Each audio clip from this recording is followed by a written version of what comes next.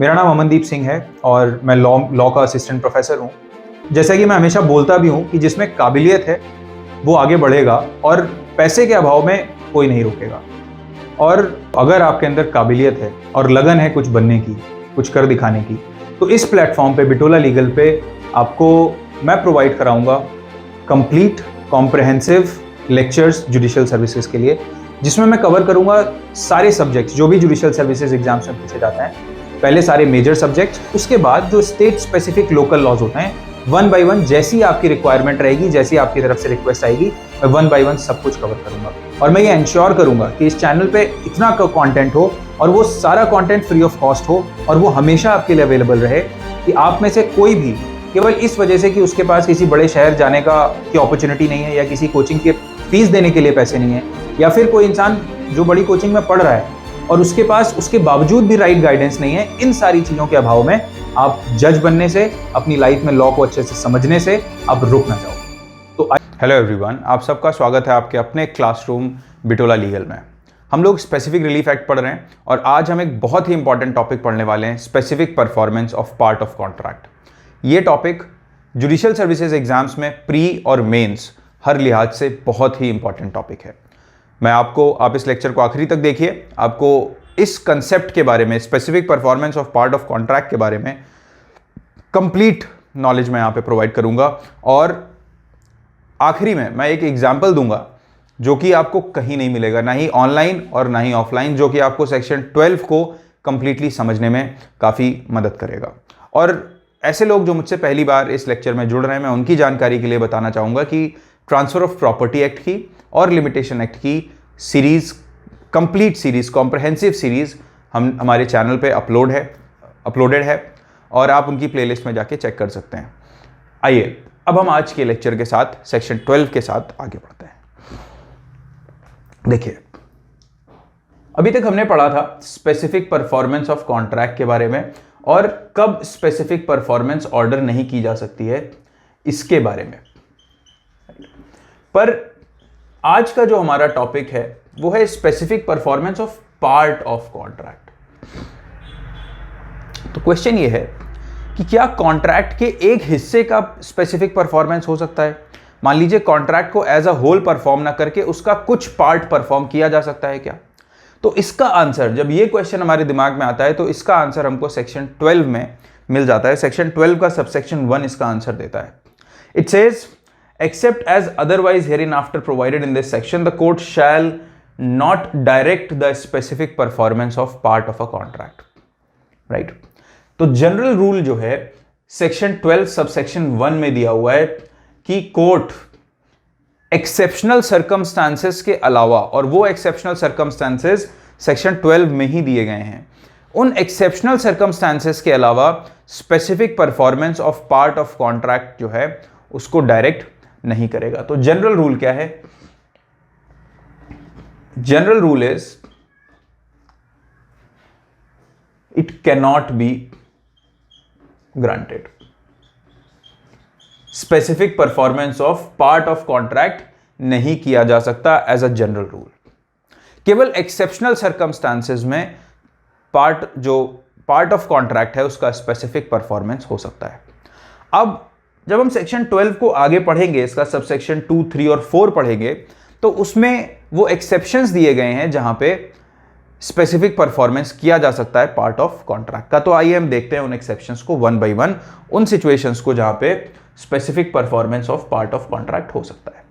आपके हाथ में आपका बेयर एक्ट जरूर होना चाहिए जब भी आप पढ़ रहे हो। देखिए, where a party to a contract is unable to perform the whole of his part, right? Unable to perform. तो बेसिकली, और मैं बेयर एक्ट इसलिए बोलता हूं क्योंकि मैं जब भी आपको समझाता हूं, जब भी एक्सप्लेन करता हूं लॉ, तो मैं आपको एक एक वर्ड का मीनिंग बताता हूं ताकि आपको कहीं कोई प्रॉब्लम ना हो उस लॉ को समझने में, आपकी कंप्लीट मास्टरी हो जाए उस पर्टिकुलर प्रोविजन पे जो मैं आपको पढ़ा रहा हूं, राइट? तो इसलिए बेयर एक्ट हाथ में होना जरूरी है। क्या लिखा हुआ है? Where a party to a contract is unable to perform. अब अनेबल टू परफॉर्म को हम पढ़ेंगे सेक्शन 56 ऑफ इंडियन कॉन्ट्रैक्ट के साथ, right? Section 56 of Indian contract act बात करता है फ्रस्ट्रेशन ऑफ कॉन्ट्रैक्ट के बारे में, जहां पे फ्रस्ट्रेशन ऑफ कॉन्ट्रैक्ट के बारे में जहां पे ये बोला जाता है कि कुछ ऐसी सर्कमस्टांसेस होती हैं जहां पे कॉन्ट्रैक्ट परफॉर्म नहीं किया जा सकता, उसको परफॉर्म कर पाना इम्पॉसिबल हो जाता है, तो वहां पे हम फ्रस्ट्रेशन ऑफ कॉन्ट्रैक्ट का प्रिंसिपल इन्वोक करते हैं, राइट। तो अब उसके बाद the whole of his part of it but the part which must be left unperformed by only a small proportion to the whole in value and admits of compensation in money। तो अब जो part अनपरफॉर्म्ड है वो कितना है? वो एक small proportion है, स्मॉल पार्ट है, प्लस कॉम्पनसेशन इन मनी दिया जा सकता है। Compensation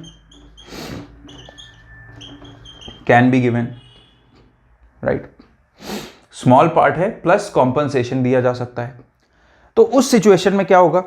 the court may at the suit of either party. देखिए, कोर्ट शैल नहीं लिखा हुआ है, कोर्ट मे लिखा हुआ है, मतलब स्पेसिफिक परफॉर्मेंस ग्रांट करना कोर्ट के लिए मैंडेटरी है जहां पे भी सूटेबल सर्कमस्टांसेस हैं, पर specific performance of part of contract discretion है कोर्ट का, राइट। क्या है ये? डिस्क्रिशन ऑफ कोर्ट है, इसीलिए कोर्ट में यूज हुआ है, याद रखिएगा इस। At the suit of either party, मतलब दोनों में से कोई भी पार्टी सूट फाइल कर सकती हैं और उन दोनों में से किसी एक के भी सूट पे direct the specific performance of so much of the contract as can be performed and award compensation in money for deficiency. मतलब जो एक छोटा पार्ट जिसे परफॉर्म किया जा सकता है उसके लिए कोर्ट क्या करेगा? कोर्ट बोलेगा कि आप उसका तो स्पेसिफिक परफॉर्मेंस कर दो, और उसके अलावा जो पार्ट आप नहीं परफॉर्म कर सके हैं उसके लिए जो कॉम्पनसेशन है वो आप मनी में प्रोवाइड कर दो, राइट। अब इसको हम एक एग्जांपल के थ्रू समझते हैं, बेटर समझ आएगा।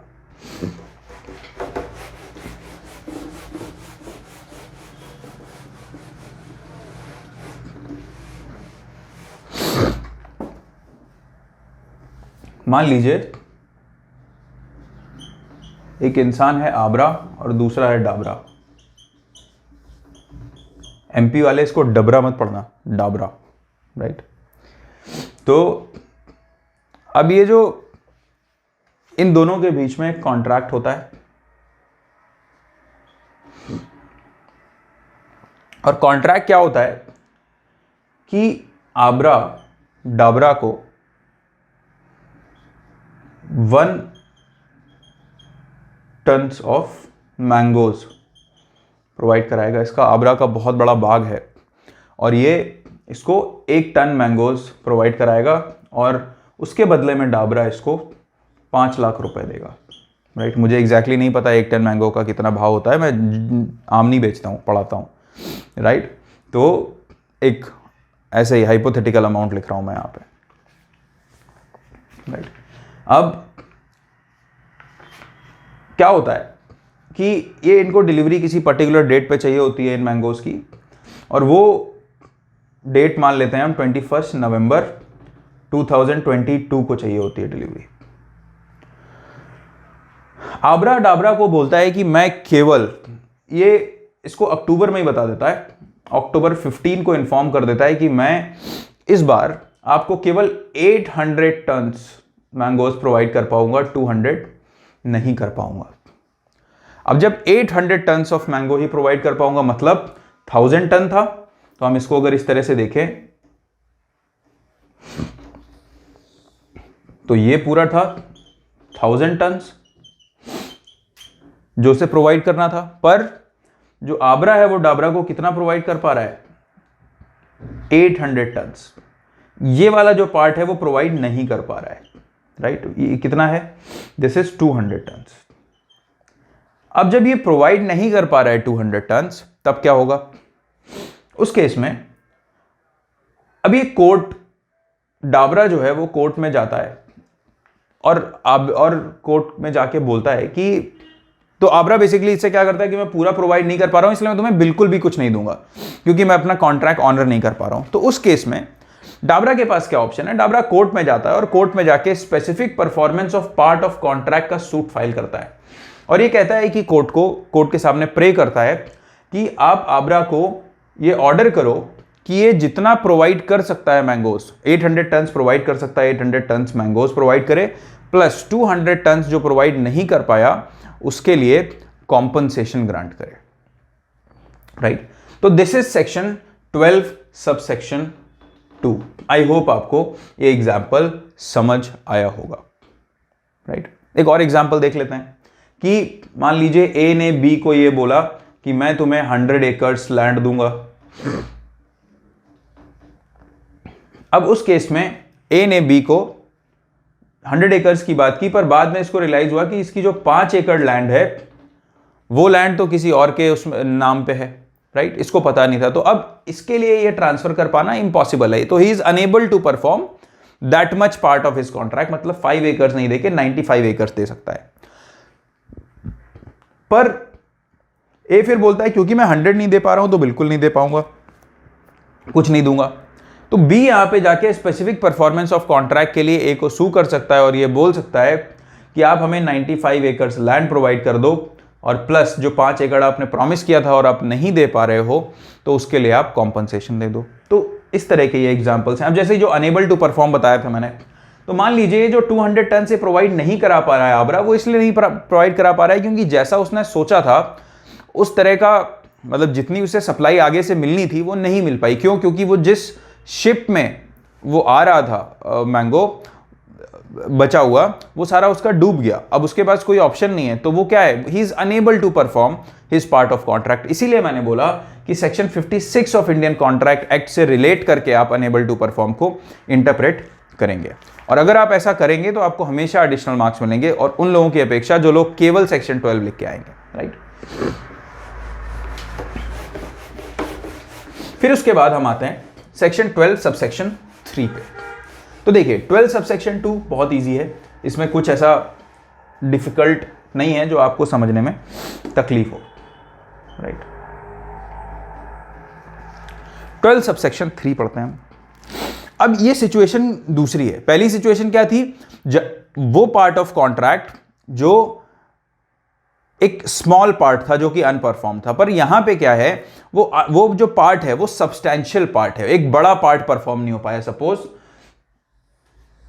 2 और 3 में ये डिफरेंस है, ये 12.3 है और ये नीचे 12.2 है। 12.2 में केवल इतना हिस्सा है, ये वाला पार्ट जो है, दिस इज अनपरफॉर्म्ड, राइट। पर 12.3 क्या है, 12.3 में दिस इज अनपरफॉर्म्ड, राइट। ये वाला पार्ट अनपरफॉर्म्ड है। तो आप इन दोनों का जो डिफरेंस है उसको आप क्लियरली देख सकते हो, विजुअलाइज कर सकते हो, देखिए, राइट। तो ये वाली सिचुएशन तो हमने समझ ली है। अब हम 12.3 वाली सिचुएशन समझते हैं जो कि ये वाली है।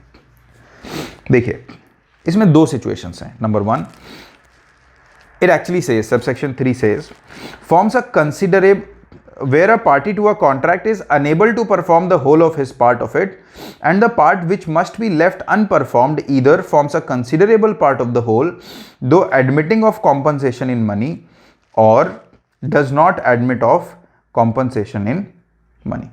देखिए, तो अब फर्स्ट पार्ट क्या कह रहा है कि एक सिचुएशन तो ऐसी होगी कि कंसिडरेबल पार्ट जो है वो अनपरफॉर्म्ड है, ये कंसिडरेबल पार्ट है, एक मेजर पार्ट है वो अनपरफॉर्म्ड है। तो हम यहां पे लिख लेते हैं लार्ज पार्ट जो होता है वो अनपरफॉर्म्ड है, राइट। प्लस उसके लिए जो अनपरफॉर्म्ड पार्ट है उसके लिए कॉम्पनसेशन दिया जा सकता है, right. Compensation is payable, compensation उसके लिए पे किया जा सकता है। अब हम सेकंड की अगर बात करें तो it says does not admit of compensation in money. Compensation can not be given, right. मतलब कोई ऐसी सिचुएशन है जहां पे कि उस चीज को कैलकुलेट ही नहीं किया जा सकता कि लॉस कितना हुआ है, राइट। कोई डेटा, मतलब इस तरह की चीजें नहीं है। जैसे अगर किसी को कोई इमोशनल लॉस होता है तो आप ये नहीं बोल सकते उसको 5 रुपए का लॉस हुआ है या 5 लाख रुपए का लॉस हुआ है, आप नहीं कर सकते, राइट। तो कुछ इस तरह की सिचुएशंस, ऐसी सिचुएशंस जहां पे आप एग्जैक्टली ये डिटरमाइन नहीं कर सकते कि कितना लॉस हुआ है, तो ऐसी सिचुएशंस में कॉम्पनसेशन नहीं दिया जा सकता। तो अब इन दोनों सिचुएशंस में क्या होने वाला है, राइट, वो सब सेक्शन 3 में बताया गया। इसके आगे हम पढ़ते हैं। He is not entitled to obtain a decree for specific performance। अगर ये दो सिचुएशंस हैं तो जनरल रूल क्या है कि स्पेसिफिक परफॉर्मेंस नहीं होगी, specific performance of part of contract नहीं होगी। पर अब फिर बट मतलब हो सकती है अगर कुछ कंडीशन सेटिस्फाई हो, और वो कंडीशन क्या है?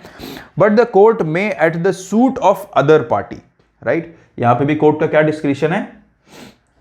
कोर्ट का यहां पे भी डिस्क्रिशन है। अब देखिए 12(2) और 12(3) में डिफरेंस है। 12(2) ईदर पार्टी की बात करता है और 12(3) अदर पार्टी की बात करता है, विच मीन्स अदर पार्टी का मतलब कौन सी party? The party that is not at fault, वो पार्टी जो फॉल्ट में नहीं है, राइट, वो पार्टी केस फाइल कर सकती है, स्पेसिफिक परफॉर्मेंस का सूट फाइल कर सकती है।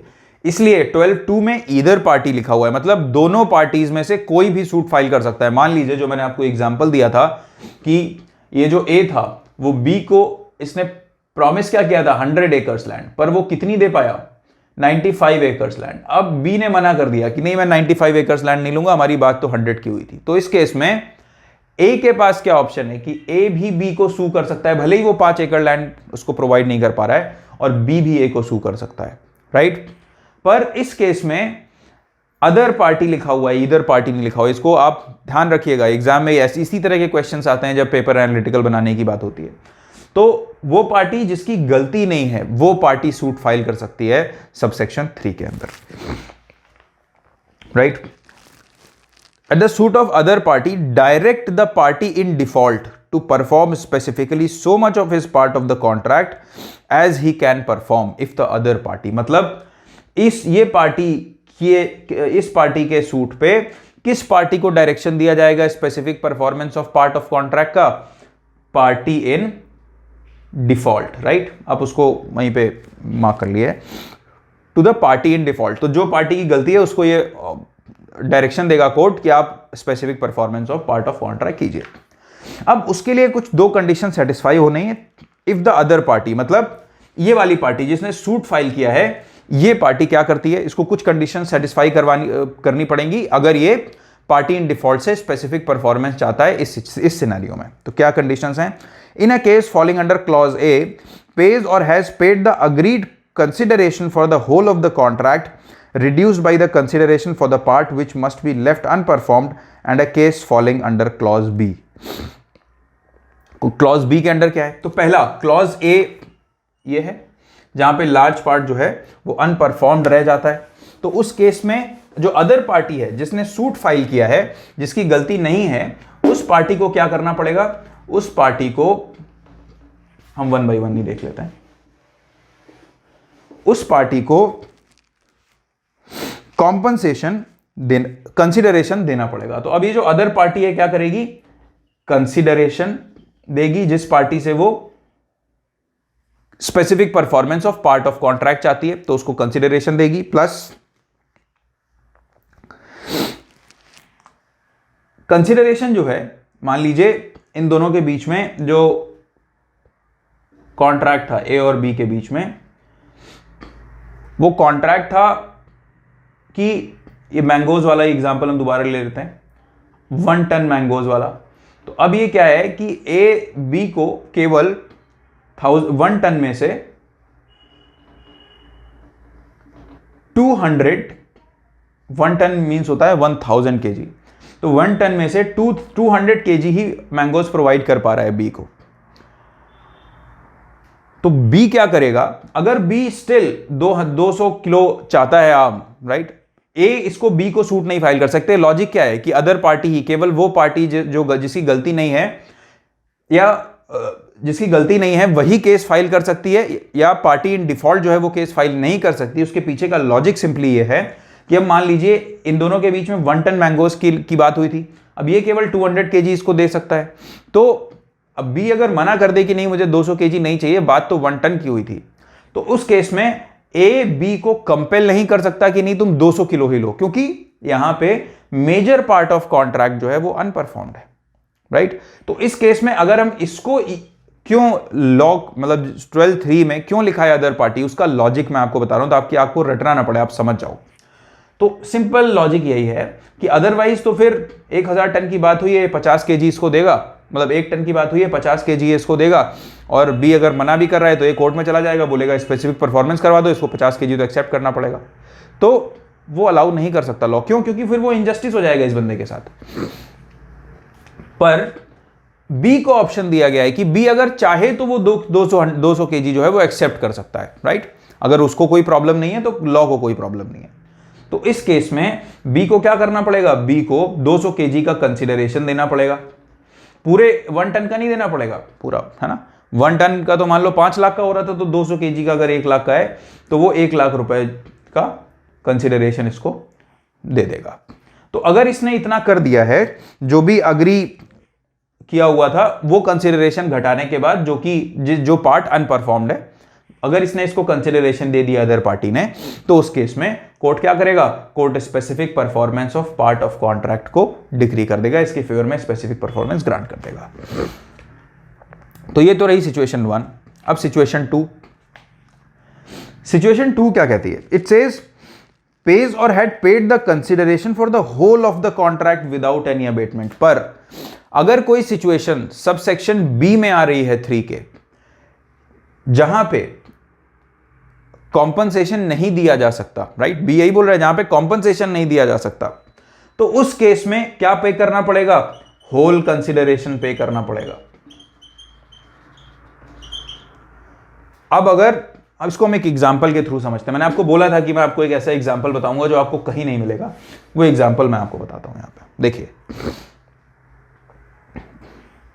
मान लीजिए ए ने बी के साथ कॉन्ट्रैक्ट किया, और कॉन्ट्रैक्ट ये था कि बी, इसकी जो बिल्डिंग है, ये इसकी बिल्डिंग है, और इस बिल्डिंग का वेकेंट पोसेशन ए को देगा। अभी इस बिल्डिंग में टेनेंट रह रहा है, और ए को ये बोला बी ने ये इसका वेकेंट पोसेशन देगा, इसमें टेनेंट को हटा के फिर इसको ये जमीन देगा। वेकेंट पोसेशन मतलब कब्जा देगा इसको, खाली करवाने के बाद ये घर।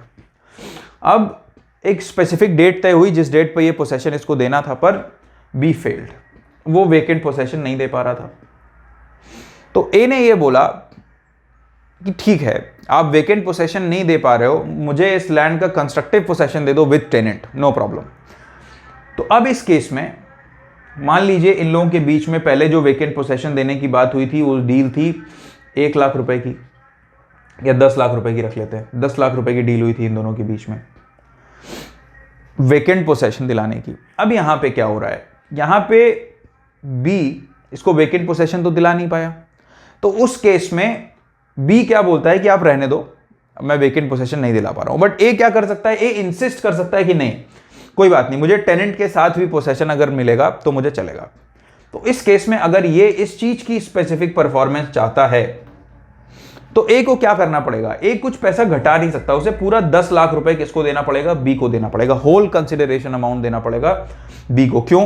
क्योंकि आप कैलकुलेट कैसे करोगे कि अगर वेकेंट पोसेशन होता तो मैं इतने रुपए देता, और अगर वेकेंट पोसेशन नहीं है तो मैं उतना कंसिडरेशन लेस कर देता हूं। मैंगोज वाले केस में तो ऐसा हो गया था, क्योंकि क्लियर कट बात थी कि अगर 200 kg मैंगो प्रोवाइड मिल रहे हैं और 800 kgs नहीं मिल रहे हैं, तो मार्केट रेट के हिसाब से आपने ऐसा कर दिया, उसको इजीली कैलकुलेट किया जा सकता है। पर इस केस में ऐसा संभव नहीं है, राइट, काफी मुश्किल काम है, संभव नहीं है तो नहीं बोलूंगा, पर काफी मुश्किल काम है। तो इसलिए ऐसी सिचुएशंस में क्या होगा कि अब उसके बाद भी अगर कोई इंसान जो अदर पार्टी है वो स्पेसिफिक परफॉर्मेंस चाहती है अपने एक पार्ट ऑफ कॉन्ट्रैक्ट का, तो वो उसको तभी मिलेगा जब उसने होल कंसिडरेशन पे कर दिया हो। क्यों? क्योंकि कुछ डेटा नहीं है कि कैसे हम 10 लाख की जगह 9.5 लाख रुपए देंगे, नहीं, आप डिसाइड कर सकते हैं, राइट। तो ये ए और बी के बारे में एक कंडीशन थी कंसिडरेशन की। तो इस केस में क्या होगा, कंसिडरेशन दिया जाएगा पर होल कंसिडरेशन नहीं दिया जाएगा। इस केस में होल कंसिडरेशन दिया जाएगा, राइट। उसके अलावा भी कोई कंडीशन है क्या, अगर specific performance of part of contract ऐसे केसेस में किसी को चाहिए अपने फेवर में? तो देखिए, दो कंडीशंस और हैं। कंसिडरेशन पे करना पड़ेगा, प्लस ये जो पार्टीज हैं वो जो दूसरी पार्टी से पार्ट ऑफ कॉन्ट्रैक्ट का स्पेसिफिक परफॉर्मेंस चाहती हैं। तो मान लीजिए ए बी को बोलता है कि मुझे केवल 200 kgs ही मैंगो चाहिए, तो उस केस में ए को अपना बाकी जो 800 kgs हैं उनका जो क्लेम है वो रिलिंक्विश करना पड़ेगा। मतलब उसको ये बोलना पड़ेगा कि मैं अब से, मतलब मैं तुमसे 200 kgs ये मैंगोज ले रहा हूं और मैं तुमसे आगे बचे हुए 800 kg के लिए क्लेम नहीं करूंगा, पहली चीज। दूसरा, उसको ये भी बोलना पड़ेगा कि जो पार्ट ऑफ कॉन्ट्रैक्ट अनपरफॉर्म्ड है, मतलब 800 kgs के जो मैंगोज आप हमें डिलीवर नहीं कर पाए हो, उसके लिए मैं आपको ब्रीच ऑफ कॉन्ट्रैक्ट के लिए सू करके कॉम्पनसेशन भी नहीं मांगूंगा। तो मतलब एक तो चीज हो गई कंसिडरेशन, कंसिडरेशन के अलावा क्या होगा, रिलिंक्विश। देखिए अपने बेयर एक्ट में बी का सेकेंड पॉइंट है ये, in either case relinquishes all claims to the performance of remaining part of contract, right. Relinquishes claims, ठीक है, फॉर रिमेनिंग पार्ट। मतलब वो ये बोल देगा कि अब मैं किसी कोर्ट में इस बात के लिए नहीं जाऊंगा कि कॉन्ट्रैक्ट का कुछ हिस्सा अनपरफॉर्म्ड है और उसके लिए मुझे रेमेडी चाहिए, राइट। प्लस उसके अलावा दूसरा कॉम्पनसेशन, और क्या करेगा, रिलिंक्विश करेगा all rights of compensation, all rights of compensation, right, उस पार्ट के लिए जो अनपरफॉर्म्ड है, ठीक है। क्यों, क्योंकि अब अगर उसको बचे हुए के लिए इसको ब्रीच ऑफ कॉन्ट्रैक्ट के लिए सू करना है, उसके लिए क्लेम्स दोबारा करने हैं, तो फिर इस specific performance of part of contract का क्या मतलब हुआ, राइट। तो इस वजह से ये कंडीशन सेटिस्फाई करनी होती। तो आई होप आपको अभी सबसेक्शन 12, 1, 2 और 3 कंप्लीटली क्लियर हुए होंगे, और मैंने आपको इसीलिए थोड़ा आराम से बताया। हो सकता है ये लेक्चर आपको थोड़ा सा लंबा लग रहा हो, बट इस लेक्चर को देखने के बाद आपको सेक्शन 12 में प्रॉब्लम नहीं आएगी, क्योंकि एक काफी टेक्निकल सेक्शन है और बहुत प्रॉब्लम होती है लोगों को इसे समझने में और समझाने में, राइट।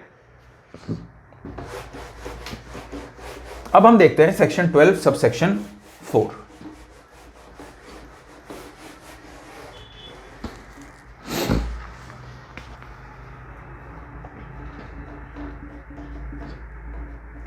अब सेक्शन 12 सबसेक्शन 4 क्या बात करता है?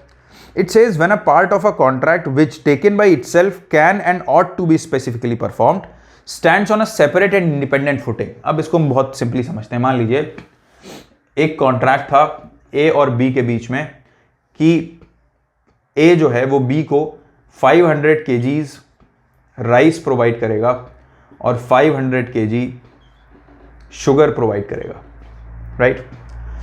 एक ही कॉन्ट्रैक्ट है, एक ही कॉन्ट्रैक्ट में लिखा था कि वो दोनों चीजें प्रोवाइड करेगा, पर क्या हुआ कि जिस गोडाउन में उसके राइस रखे हुए थे, उस गोडाउन में पूरा वो राइस जो है वो डिस्ट्रॉय हो गए, बारिश का पानी भर गया और पूरे के पूरे राइस खत्म हो गए, मतलब सड़ गए, बेकार हो गए।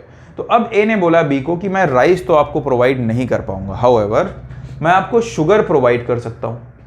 तो ये क्या हुआ, ये कॉन्ट्रैक्ट तो एक ही है पर ये दोनों इंडिपेंडेंट चीजें हैं। मतलब अगर राइस प्रोवाइड नहीं भी किए जाएं तब भी उसका शुगर से इतना कोई लेना देना नहीं है, वो प्रोवाइड किया जा सकता है। तो अगर इस तरह का कॉन्ट्रैक्ट है तो उस केस में जो पार्ट स्पेसिफिकली परफॉर्म किया जा सकता है उसके लिए स्पेसिफिक परफॉर्मेंस ग्रांट किया जाएगा। मतलब शुगर के लिए स्पेसिफिक परफॉर्मेंस ग्रांट कर दी, specific performance of part of contract grant कर दिया जाएगा। राइस के लिए नहीं किया जाएगा क्योंकि राइस वो अनेबल है कि वो दे पाए, राइट। वो अब इम्पॉसिबल है उसके लिए वो राइस को सप्लाई करना। तो दिस इज सबसेक्शन 4, राइट। तो आप यहां पे याद रखिएगा ये फ्रेज बहुत इंपॉर्टेंट है जो कि बात करता है stands on a separate and independent footing from another part. तो यहां पे जो शुगर वाला पार्ट है that stands on a separate and independent footing from rice part, right. उसके बाद इसका एक्सप्लेनेशन बोलता है for the purposes of this section a party to a contract shall be deemed to be unable to perform the whole of his part if a portion of its subject matter existing at the date of contract has ceased to exist at the time of its performance। तो इसका explanation जो है वो basically हमें वहीं वापस section 56 पे ले जाता है, जो कि ये बोलता है, जो मैंने आपको एग्जांपल दिया वो बेसिकली वही था कि अगर सब्जेक्ट मैटर क्या था कॉन्ट्रैक्ट का, राइस था, तो अब अगर राइस एग्जिस्ट ही नहीं कर रहा है, वो सड़ गया है, तो उस केस में क्या है, ये माना जाएगा कि he is unable to perform this part of contract, right. तो दिस इज, इसमें बस एक चीज आपको याद रखनी है, एक केस था जसविंदर सिंह वर्सेस गुरमीत।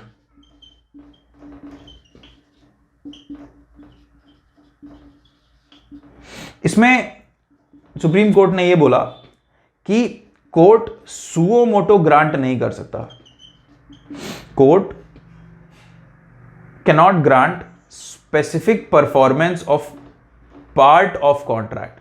ये थोड़ी ट्रेजेक्टरी ऊपर जा रही है बट आप समझ जाएंगे क्योंकि मैं लगातार बोलता जा रहा हूं।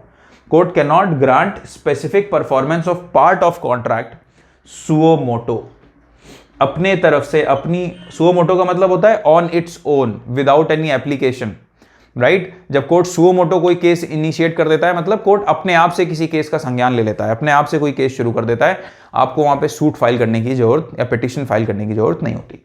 तो पर specific performance of part of contract में ऐसा नहीं हो सकता, कोर्ट सुओ मोटो कोई ऐसा रिलीफ नहीं दे सकता, ये पार्टी को ही आके लेना पड़ेगा, राइट। तो this is all about section 12 and I hope आपको सेक्शन 12 बहुत अच्छे से क्लियर हुआ होगा। हम मिलते हैं नेक्स्ट लेक्चर में, तब तक के लिए पढ़ते रहिए। Thank you.